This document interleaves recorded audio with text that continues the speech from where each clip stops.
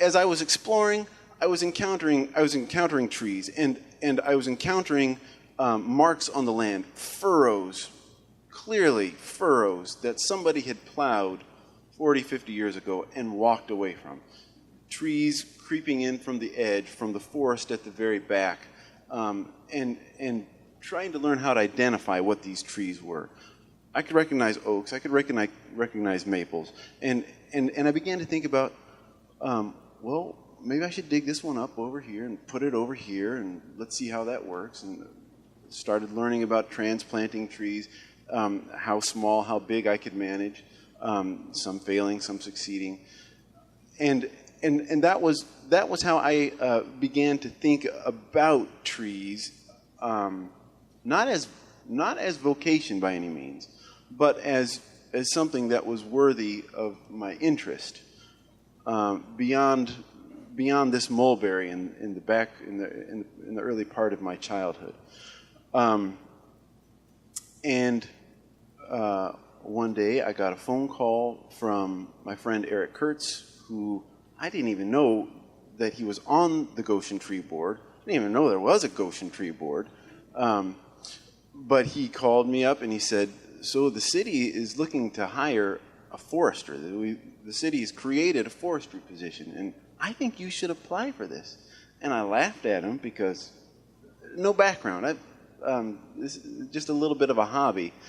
But I was looking for something different than what I was doing, and I applied. I got called in for an interview somehow. I got called back for a second interview somehow.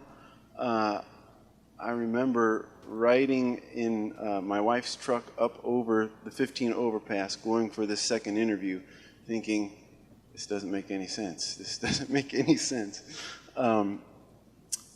And I guess I was excited or enthusiastic or something, and they hired me.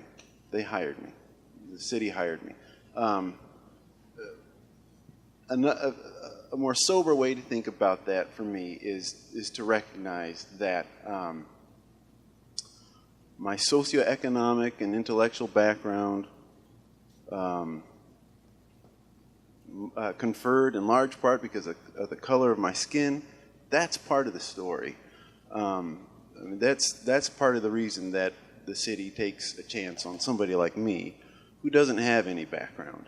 And I think it's important to recognize that, partly because there are many other qualified people for a job like mine, many other more qualified by now people.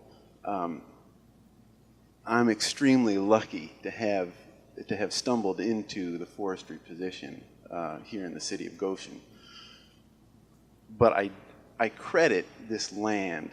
This land